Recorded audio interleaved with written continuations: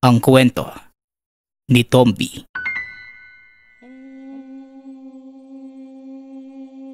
Ang kwentong ito ay hango sa totoong buhay.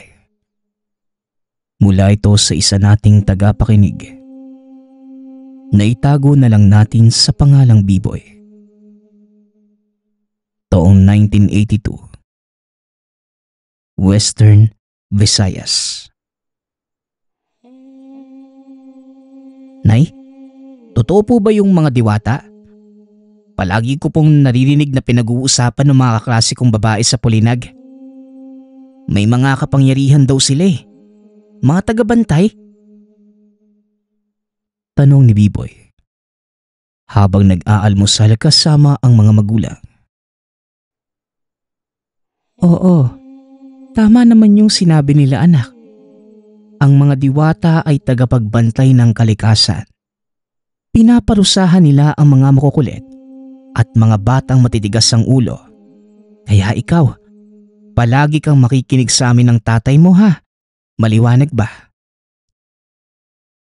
Tugon ni Nanay Isadora. Tumango naman ang bata at nangakong susunod sa mga magulang sa lahat ng oras. Si B-Boy ay nag-iisang anak ngunit hindi magtatagal. Isisilang na ni Nanay Isadora ang bunso ng pamilya. O B-Boy, ano na naman ba itong naririnig kong diwata? Alam mo ba anak, hindi na uso yan sa panahon ngayon. Para lang yan sa mga batang babae. Dapat mag-ayos-ayos ka na. Lalo pat malapit ka na maging kuya. Dapat ikaw ang magtatanggol sa kapatid mo. Naiintindihan mo ba? Sabat ni Tatay Alfredo. Laking lungsod ang ama kaya hindi ito naniniwala sa mga nilalang. Kagaya ng mga engkanto at engkantada. Para sa kanya, mga katang-isip lamang ito na ginagawa para gawing panakot sa mga bata. Habang si Nanay Isadora naman, laking probinsya. Napilitan lamang na lumipat ang mag-anak sa lugar ng ina. Dahil nawala ng trabaho si Tatay Alfredo. Nasunog ang pinapasukang pabrika ng ama. Mapalad naman ang pamilya na may lupain ang mga magulang ni Nanay Isadora sa lugar. Ipinagkaloob sa kanila ang kapirasong lupa na maaaring pagsakahan ni Tatay Alfredo. Doon na din nila itinayo ang maliit na kubo bilang tahanan. Mapuno ang lugar.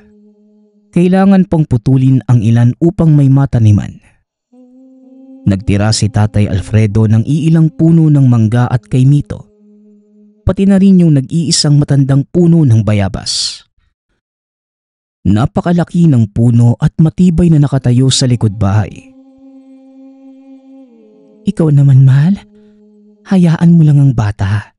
Saka dito sa amin pinaniniwalaan talaga yung mga diwata at mga lamang lupa. Palibhasa kasi sa lungsod, panay kabahayan na lang ang nakikita. Wika ni Nanay Isadora. Nakatitig lamang ang ama sa ina habang umiiling. Mabait si Tatay Alfredo at hanggat maaari, iniiwasan niyang magkaroon ng hindi pagkakaunawaan sa mag-asawa. At isa pa, dahil nawala ng hanap buhay sa lungsod, nahihiya ito sa mga magulang ni Nanay Isadora.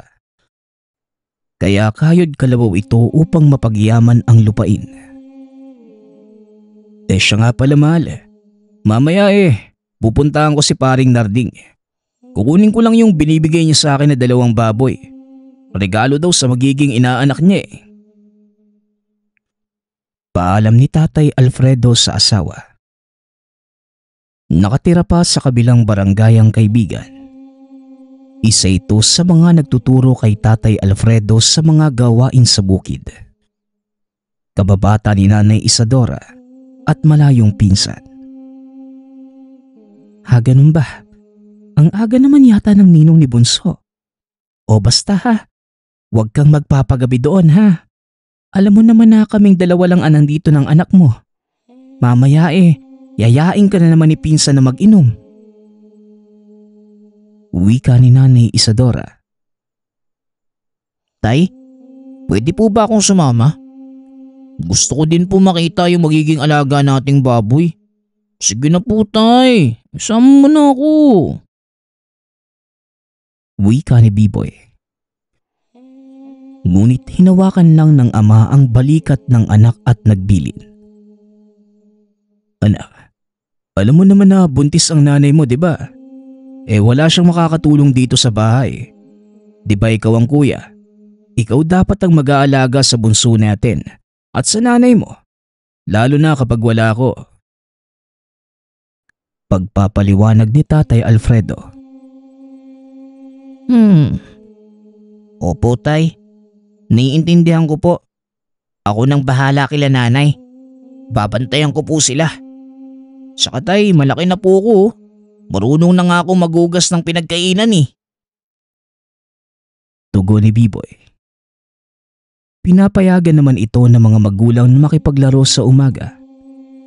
Ngunit pagsapit ng tanghali, umuuwi na si Biboy sa tahanan. Matutulog sa hapon at tutulong sa gawaing bahay sa gabi. Kinagabihan niya. Anak, tignan mo nga yung gate natin. Siguraduhin mong nakasara ha. Mukhang maya-maya pa dadating ang tatay mo. Naku, oo. Sinabi ko na nga kanina na huwag magpapagawi. Hindi pa din nakinig yung magaling mong ama. Wika ni Nanay Isadora. Huwag na po kayo mag-alala, Nay.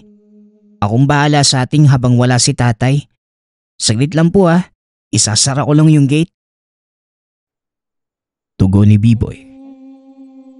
Kaagad namang pumunta ang bata sa labas ng tahanan.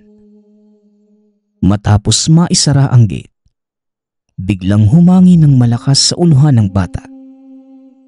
May nakita si Biboy na tila malaking ibong papunta sa likod ng tahanan. Dahil sa pagtataka, kaagad na itong pumasok. Eka, ano kaya yun? Wika ni Biboy sa sarili. Marahang lumapit sa dingding ang bata para silipin ang nasilayan. Dito nasaksihan ni Biboy ang nilalang na may pakpak na nakadapo sa puno ng bayabas. Teka, baka ito na yung sinasabi nilang diwata. Wika ni Biboy sa sarili. Sa sobrang pagkamangha ng bata, matagal niya itong pinagmasdan hanggang sa bigla siyang tinawag ng ina. Anak, anong sinisilip mo dyan? Alam mo bang masama ang ginagawa mo lalo't gabi na? Mamaya mamatanda ka pa dyan. Itigil mo na yan. Mabuti pa tulungan mo ako sa mga hugasin. Napapagod na ako. Lumilikot na din itong si Bunso. Pagtawag ng ina. Ngunit nang muli niyang lingunin ang puno, wala na doon ang nilalang. Habang si Biboy naman, pumunta sa lababo para simulan ang mga hugasin. Katabi nito ang lutuan na gawa sa tabla, na ninagyan ng lupa at maraming abo. May mga bato naman doon na nagsisilbing lutuan ng pamilya. Nay, may pakpak po ba lahat ng mga diwata? Saka sa gabi lang ba sila nagpapakita? Tanong ng bata. Hindi naman lahat anak. Pero ang alam ko, madalas sa umaga lang sila nagpapakita.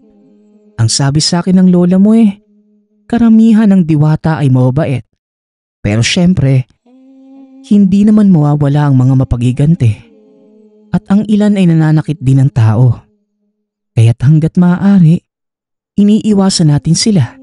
Kapag hindi mo naman sila ginagambala, hindi ka rin nila lalapitan. Pagpapaliwanag ni Nanay Isadora.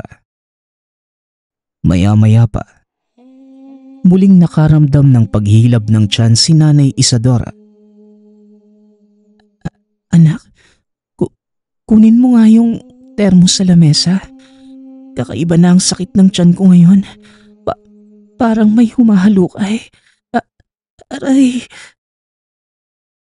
Wika ni Nanay Isadora. Kagad namang sumunod si Biboy at kinuha ang termos. Nilagyan na mainit na tubig ang tasa. Pinainom sa ina. Ngunit wala pa ring tigil sa pagkirot ang tiyan ni Nanay Isadora.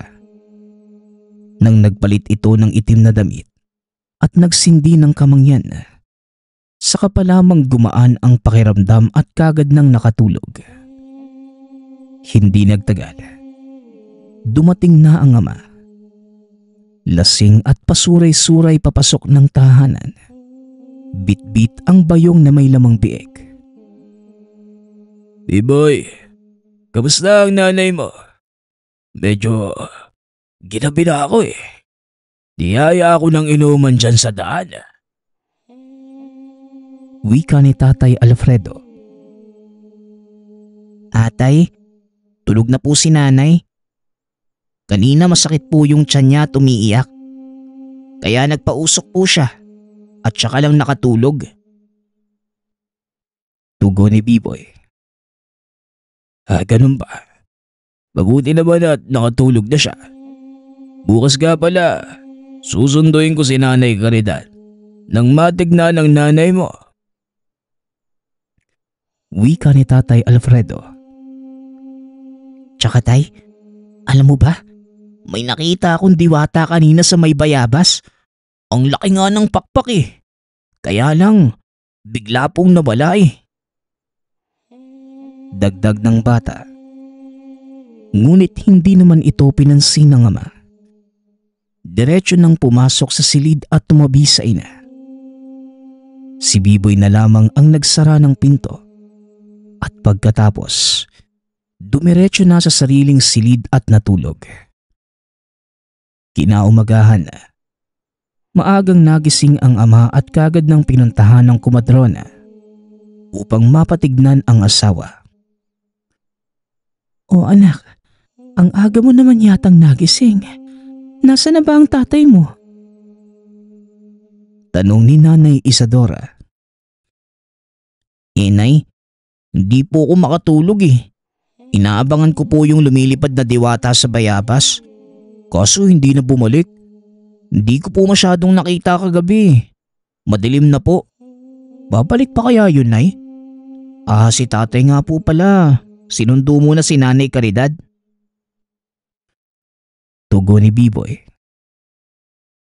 Ikaw talaga oh. Ano namang itsura ng diwatang nakita mo? Mabuti pa eh, maupo ka na at ititimpla kita ng gatas. Wika ng ina. Habang nag-aalmusalang mag-ina, dumating na si Tatay Alfredo kasama ang kumadronang si Nanay Caridad. Kagad nitong tinignan ng buntis. Hinawakan ang tiyan at pinakiramdaman.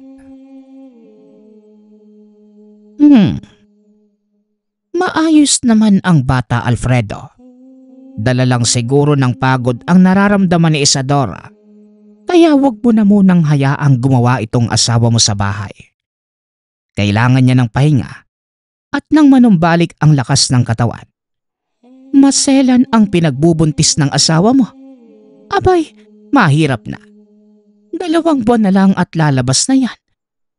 Alalahanin mo ang biling ko. Makakasama sa bata ang sobrang pagod.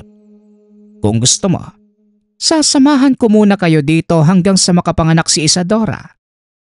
O eto, ilalagay mo yan sa puson mo. Itali mo kapag matutulog ka na. Wika ni Nanay Caridad. Sabay abot ng itim na bagay na tila merong laman sa loob.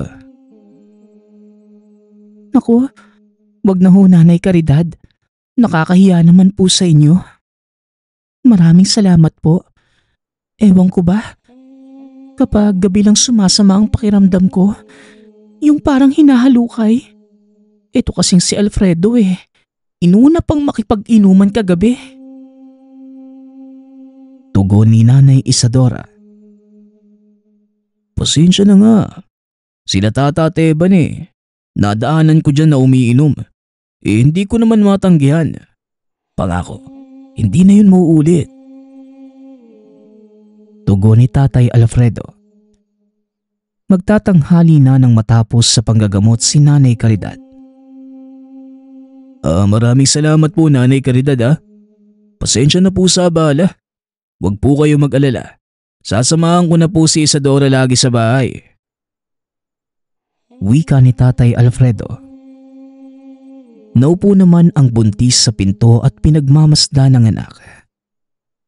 Maya-maya pa, may natanaw sila na pamilyar na matanda. Si Tandang Faustina na madalas na napapadaan sa labas ng tahanan, lalo na kapag Miyerkules at Biyernes. Nagmano naman si Biboy sa matanda na nooy naglalaro sa harap ng tahanan, kasama ang kaibigang si Tonyo. Ano Lola Faustina? Meron ho ba kayong dalang candy? Tanong ni Biboy sa matanda. Nakasanayan na ng bata na tuwing napapadaan ng matanda, nag-aabot ito sa kanya ng candy. Subalit ng araw na yun, walang naibigay sa kanya ang matanda, kundi mga prutas. Pasensya ka na, iho. Walang nabiling candy ang lola. O eto, ibigay mo sa nanay mo. Mainam yan para sa ipinagbubuntis niya. Wika ni Nanay Faustina, sabay abot ng supot ng prutas. Hindi naman nagtagal pa ang matanda. Umalis din pagkaabot ng supot. Biboy, bakit ka tumatanggap ng pagkain galing doon kay Tandang Faustina? Hindi ka ba natatakot sa kanya? Sabi ni tatay, aswang daw yung matanda na yun eh. Si Tani Tonyo. Mabait naman sa akin si Lola Faustina eh. Ito nga may prutas pambigay para kay nanay. O sige na, bukas na lang ulit ha. Baka pagalitan ako ni nanay. Tanghali na. Tugon ni Biboy sa kalaro. Pagka-uwi ng tahanan, kaagad nitong hinanap ang ina. Nagulat na lamang si Biboy nang makitang nakabulagta na ang walang malay na ina. Kaagad niyang tinawag ang ama na kasalukuyang nasa kulungan ng mga biek. Tatay, si nanay po walang malay. Bilisan niyo na po. Ayaw pong gumising eh. Wika ng bata. Napatakbo naman si Tatay Alfredo sa loob ng tahanan. Nadatnan nitong wala pa ring malay ang asawa. Kaya kaagad niyang binuhat at binaba sa kama. Pagkatapos, nilagay ang mga dahon na pinakuha sa kanya ng asawa noong umaga. Bukas na bukas, pupunta tayo sa doktor. Mukhang hindi ako kumbinsido sa mga pinagagawa ng kumadrona eh. Mas mainam nang matignan ka ng eksperto, Isadora.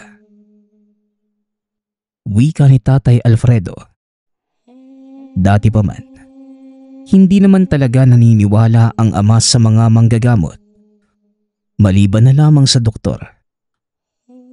Ngunit matibay ang paniniwala ni Nanay Isadora sa tradisyonal na panggagamot, kagaya ng kumadrona, hilot at albularyo.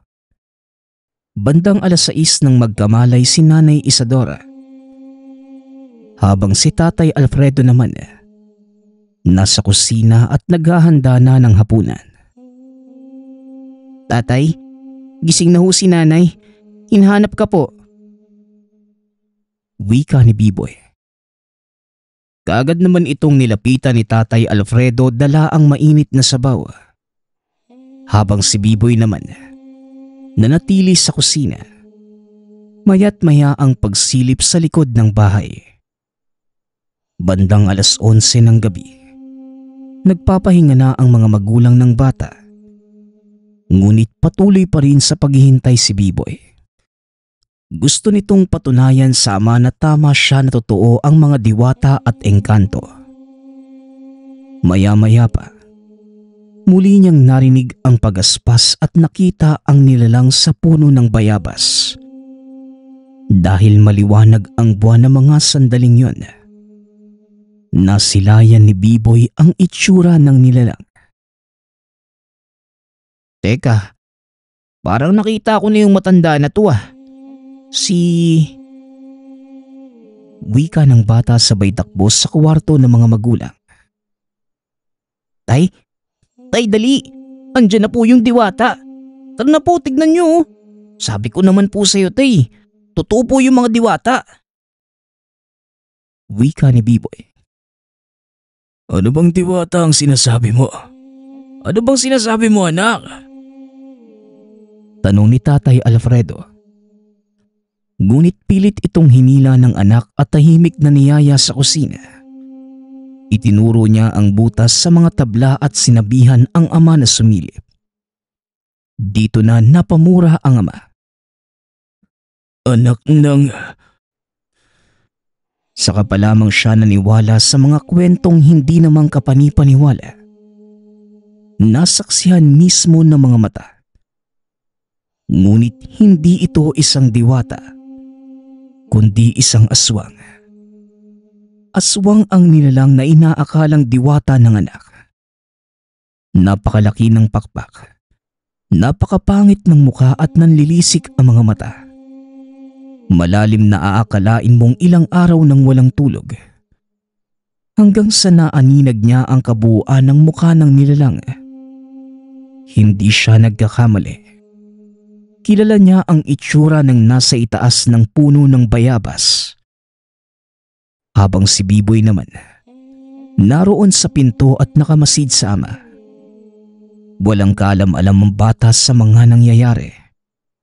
Hindi pa maintindihan ng murang isipan ni Biboy ang sitwasyong kinakaharap ng pamilya. Hoy! Bumaba ka ditong aswang ka. Nang matikman mo ang talim nitong sundang ko. Akala mo ba matatakot mo ko? Baba! Paghamon ni Tatay Alfredo. Ngunit nakaamba lamang ang aswang at tila nagdadalawang isip na sumugod. Subalit hindi na naghintay pa ang ama. Ibinato nito ang lampara sa aswang Ngunit mabilis na nakaiwas ang nilalang. Hanggang sa tumama ang lampara sa puno ng bayabas. Nabasag ito at kumalat sa katawan ng aswang ang gaas at nagliyab. Napakalakas ng sigaw ng nilalang ng mga oras na yon. Doon pa lamang nakaramdam ng takot si Biboy. Kaagad itong pumasok ng tahanan at niyakap ang ina.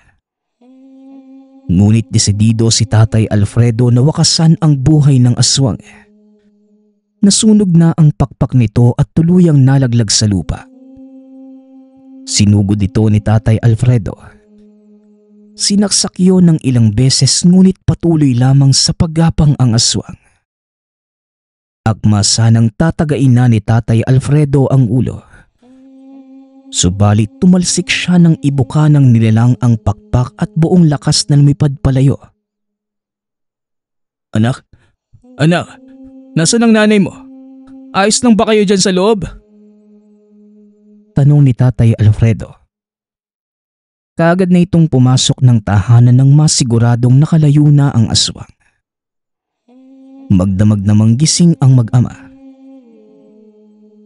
Anak, hindi diwata ang nakita mo. Isa yung aswang. Ang kapatid mo na nasa tiyan ng nanay mo, yun ang puntirya niya. Pagpapaliwanag ni Tatay Alfredo. Hinala ng ama. Si Aling Faustina ang aswang dahil madalas itong dumadaan sa labas ng tahanan. Lalo na nang malaman nitong buntis ang asawa. Balak na sana niyang abangan at kumprontahin. Ngunit hindi naman niya alam kung saan ito nakatira. Kinabukasan, nabalita sa bayan ang pagkamatay ng isang matanda. Sunog ang katawan. Maraming saksak at may taga sa likod, maging sa mga braso.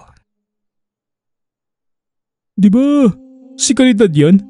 Yung kumadrona? Sino kayang walang puso ang may gawa niyan? Wika ng isang residente. Habang si Tatay Alfredo naman, naroon sa kinaroroonan ng bangkay, kasama ang iilang residenteng nakikiusyoso.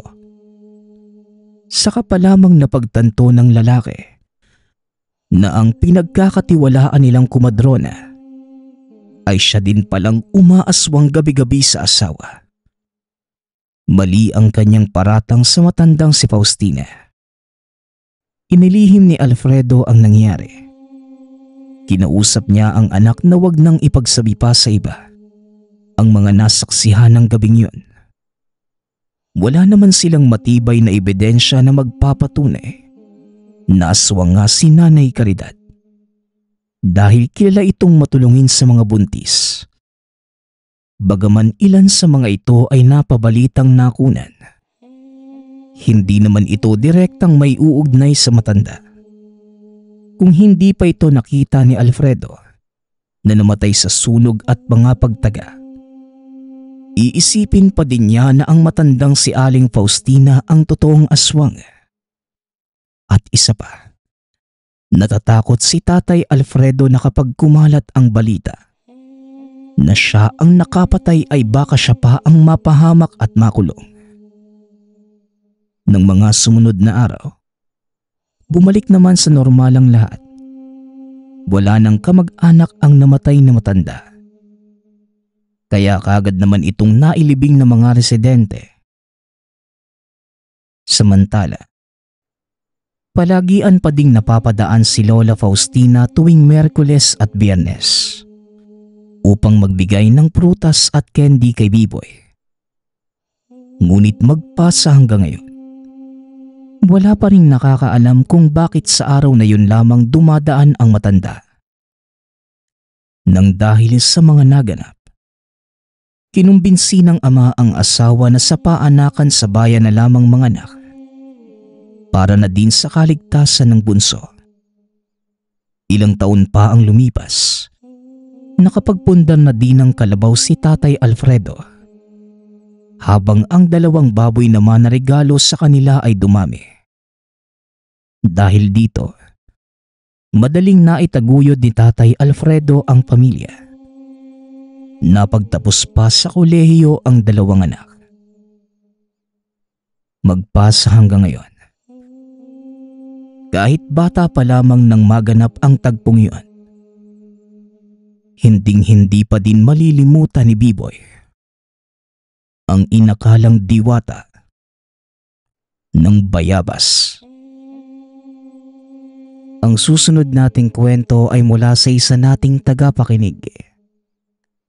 Naitago na lang natin sa pangalang Crispin. Taong 1978. Probinsya ng Cagayan.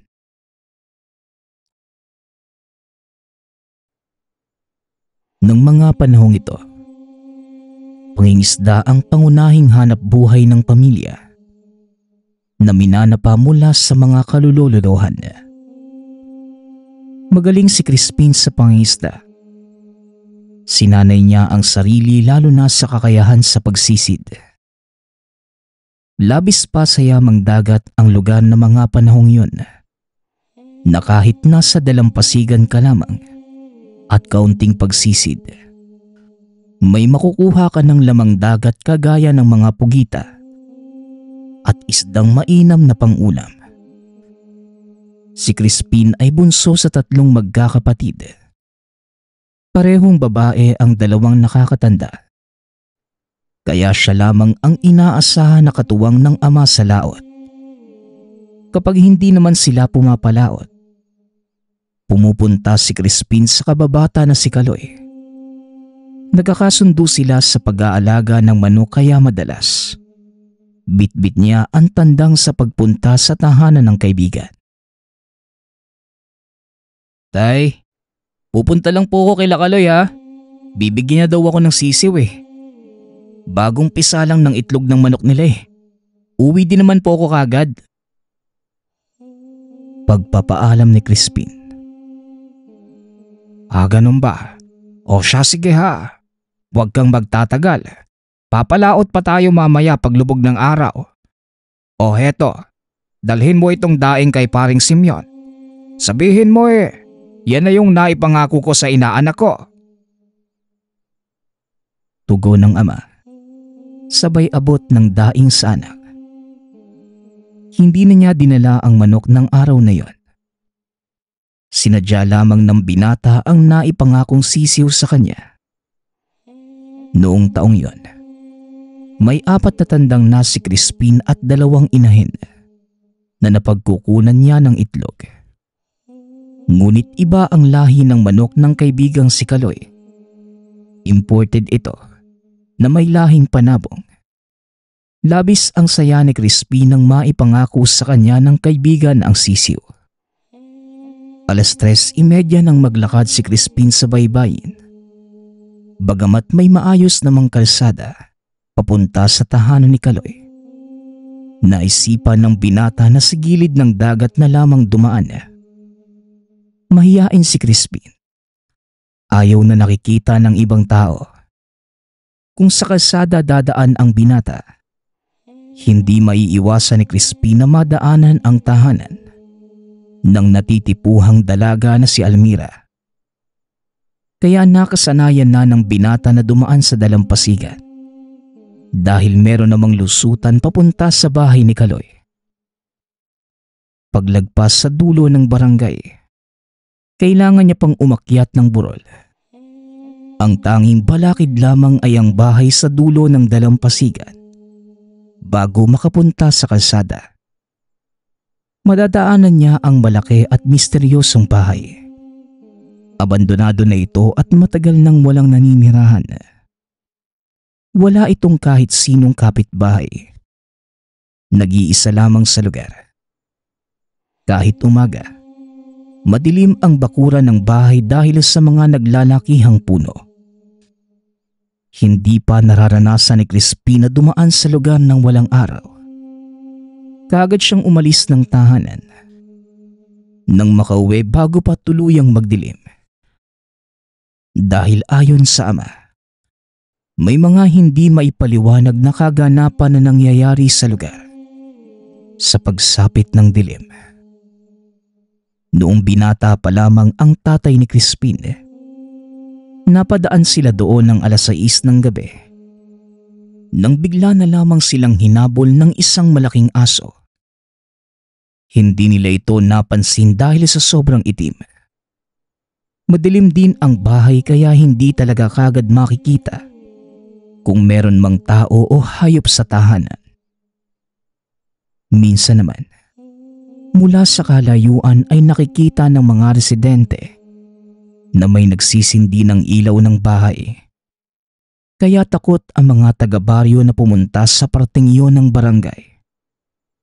Paniniwala nila, pinamumugaran ito ng mga engkanto at mga malignong naninirahan sa kalapit na gubat.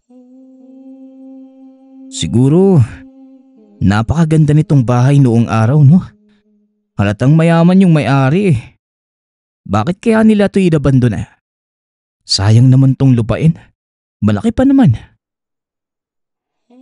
Wika ni Crispin sa sarili habang nasa tapat ng kinakatakutang bahay. Tahimik itong nakatayo at pinagmamasdan ng bakuran. Namamangha siya sa disenyo ng bakod. Mukhang antigong uri ng bakal na bakod na ginagapangan na ng mga halaman. Makaluma na din ang disenyo ng bahay na tila tinayo noong unang panahon. Kung tama ang pagkakatanda niya, bata pa lamang ang lolo ay nakatayo na ito. Ewan ko ba? Ba't kaya kapag napapadaan ako dito, napapalingon talaga ako eh. Parang may nakatingin sa akin. Muling wika ng binata sa sarili. Napasukin ang tahanan kasama ang kababata. Nais malaman ni Crispin kung anong meron sa misteryosong bahay na yun. Hanggang sa dumiretso na ito ng lakad at maya-maya pa, naroon na siya sa kalsada. Ngunit wala pa ring kabayang malapit. Mga puno at sagingan lamang ang makikita sa malawak na lupain. Hanggang sa narating niya ang napakatarik na bundok. Kada umaakyat si Crispin, pakiramdam niya ay mahuhulog siya sa pagkalula. Pasipol-sipol pa ito habang hawak ang patpat. Napanghawi sa mga damo sa gilid ng kalsada papunta doon sa burol. Nabitawan ito ni Crispin at halos mapatalon dahil bigla na lamang may humawak sa balikat. At nang lingunin niya ito, may tumambad sa kanya na isang dalaga. Nakasuot ng saya at tila may mga palamuti sa muka. Nagtatanong ito kay Crispin kung nasan ang barangay San Isidro. Naisipan naman ng binata, paano kaya napunta ang dalaga sa likuran niya? Nang makarating siya sa kalsada ay wala namang taong naroon. Tuwid lamang kaya siguradong makikita niya dapat ito. At hindi siya pamilyar sa itinanong nitong barangay. Ngunit ganun pa man, hindi may kakaila ang kagandahan ng dalaga at napakakinis ng malapor sila ng balat. Doon lamang siya nakakita ng ganong kagandang babae. Kahit ang natitipuhan niyang si Almira, alam niyang walang panama sa itsura nito. Kung hindi pa nagsalita ang dalaga, aakalain niyang banyaga ang babae. Binibini, pasensya na. Hindi ako pamilyar sa hinahanap mong lugar eh. Ang mas maganda siguro, magtanong na lang tayo sa barangay. Diyan lang sa bandang unahan ng sentro. Kung gusto mo, pwede kitang samahan na magtanong kay kapitan eh. Mungkahi ni Crispin. Napangiti naman ang dalaga. Nawala sa isip ng binata ang pakay at sinamahan na lamang ito sa barangay. Tahimik lamang naglalakad si Crispin, habang nakasunod naman sa likuran ang dalaga. Gusto sanang itanong ni Crispin ang pangalan nito. Subalit naunahan siya ng kaba sa dibdib. Kaya walang lumalabas na boses sa binata. Nang malapit na sila sa sentro ng barangay, nakasalubong niya si Mang Simeon. Tay Simeon, mano po? Pagbati ni Crispin. Kaawaan ka iho. Kamusta na ang tatay mo? Bakit parang napadayo ka yata? Tanong ni Mang Simeon. Papunta po dapat ako kay Lakaloy eh. Kaso lang po, may nakasalubong akong babae. Ito nga po pala yung daing na pinapabigay ni tatay. Tsaka Tay Simeon, alam niyo po ba kung saan yung barangay San Isidro? Tinutulungan ko lang kasi itong... Wika ni Crispin. Sabay abot ng supot kay Mang Simeon. Ngunit nang lumingon ang binata sa likuran upang ipakilala ang dalaga, natulala siya sa nakita. Wala na ang babae at hindi na niya ito makita kahit saan tumingin. Teka, nasaan na yun? Sigurado kong nasa likod ko lang siya bago ko kausapin si Tatay Simeon eh. Tay Simeon, nakita niyo po ba yung kasama kong binibini? Siya po yung naghahanap sa San Isidro eh. Tanong ni Crispin, habang patuloy pa rin sa paghahanap sa babae. Anong babae ba ang sinasabi mo? Mag-isa ka lang namang naglalakad kanina pa. Naku iho, kaya nga sabi ng matatanda, huwag kayong gagala kung saan-saan kapag 3:00 ng hapon. Baka napaglaruan ka lang. Tsaka, San Isidro baka mo? Yon ang pangalan ng barangay natin dati. Napalitan na lang dahil sa kahilingan ng paring na destino dito. O siya Crispin, mauna na ako. Huwag ka nang masyadong magpagabi. Balita sa bayan, May mga aswang na umaaligid sa lugar. Totoo man o hindi, mas mabuti nang nag-iingat. Tugon ni Mang Simeon. Sige po, bukas na din po ako siguro pupunta kila Kaloy. Paggabi na din po lalaot pa kami ni tatay. Muling wika ni Crispin. Mainam pa nga. O siya, ikamusta mo ako sa tatay mo ha? Ipabot mo din ang pasasalamat ko sa bigay niyang daeg. Tugon ni Mang Simeon. Sabay lakad papalayo sa binata. Naiwan itong nakatulala at nakatingin sa matanda. Iniisip pa rin ni Crispin kung bakit nawala at saan pumunta ang babae. Sinunod naman ito ang payo ng matanda. Mag-aalas 6:30. Kaya doon na siya dumaan sa kalsada. May mga kabahayan naman sa lugar. Kaya kampante na si Crispin na maglakad kahit madilim na. May ilang mga residente na din siyang nakakasabay sa paglalakad. Ngunit ramdam ng binata na tila wala siya sa sarili. Nang makauwi ng tahanan, iniisip pa din ni Crispin ang dalaga. Hindi na mawala sa isipan niya ang napakagandang mukha nito. O Crispin, ihanda mo na ang mga dadalhin natin sa pampalaot. Kapala anak, naiabot mo ba kay kumpare yung daeng? Tanong ng ama. Opo tay, nahihanda ko na po, mauna na ako sa bangka ha. Tugon ni Crispin. Nagtataka naman ang ama sa kinikilos ng anak. Alam niyang merong kakaiba. Ni hindi na ito naghanap ng makakain. Dire-diretso lang sa dalampasigan. Kinutuban na ang ama.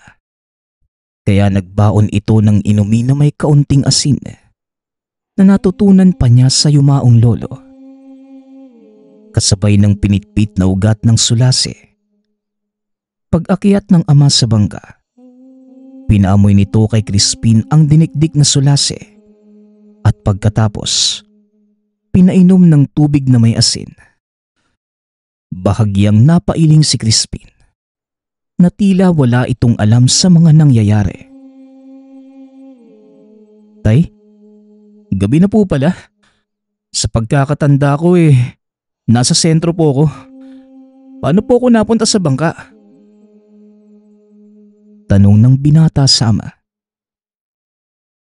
Naku anak, may nakausap ka ba habang papunta kila Kaloy? Sinasabi ko naman sa'yo, huwag kang dadaan sa dulong bahay. Lalo na't 3:00 pa ng hapon ang napili mo.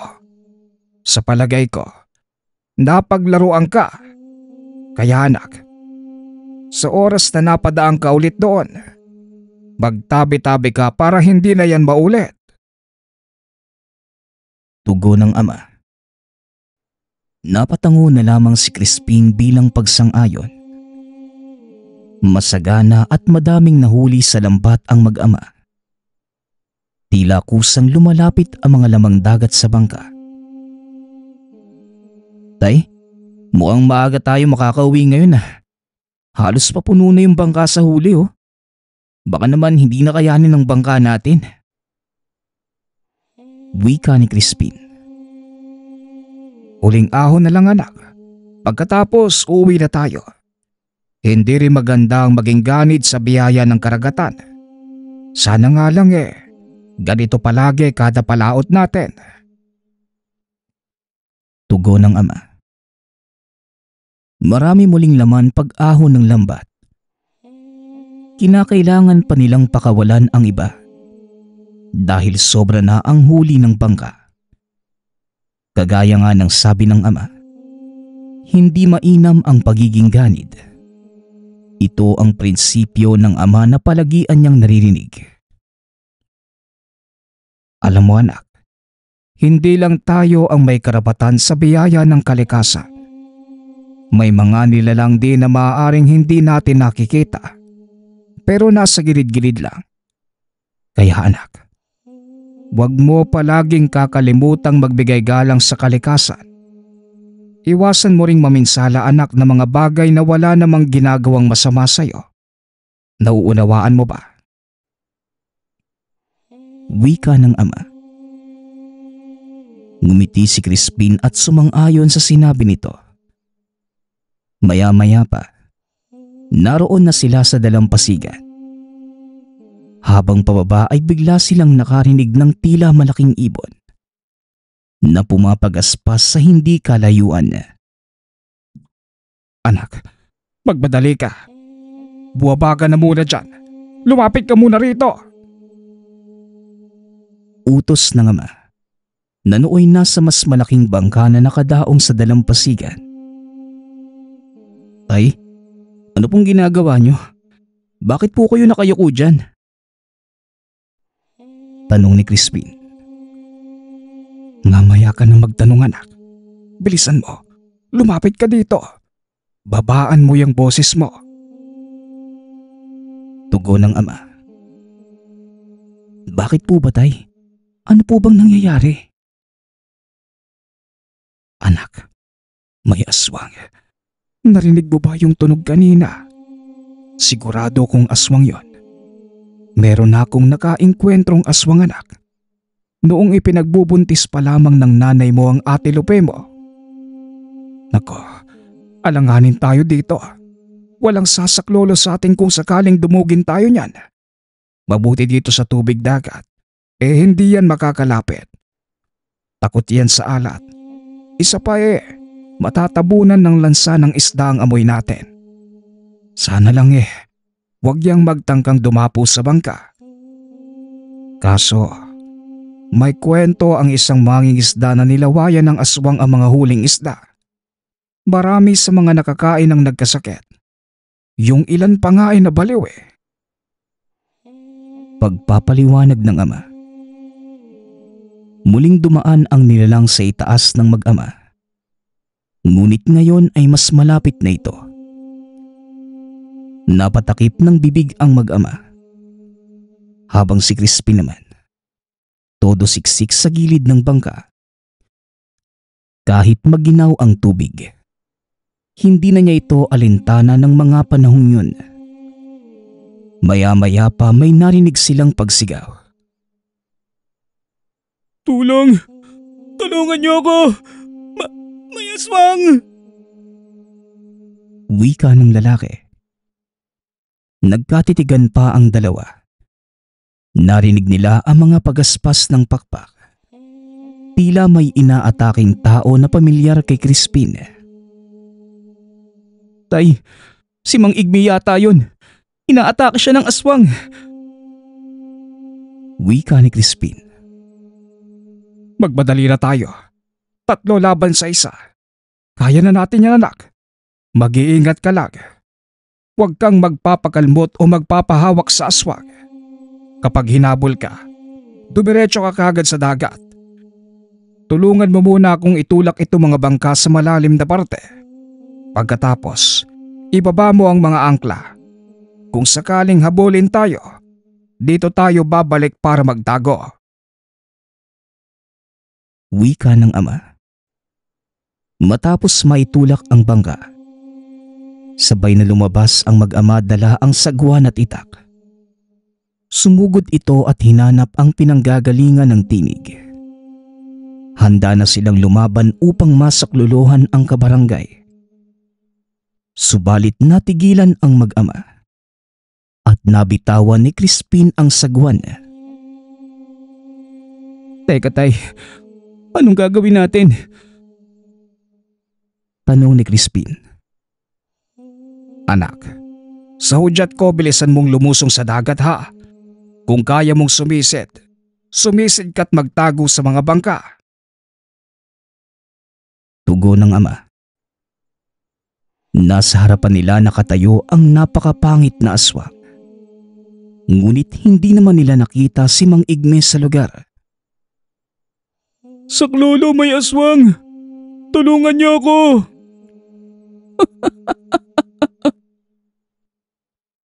Wika ng aswang. Kasabay ng pagtawa na tila boses na nanggagaling sa ilalim ng lupa. Kinilabutan ang mag-ama. Wala naman pala si Mang Igmes sa lugar at aswang ang lumilika ng boses na inakala nilang nanggagaling sa kakilala.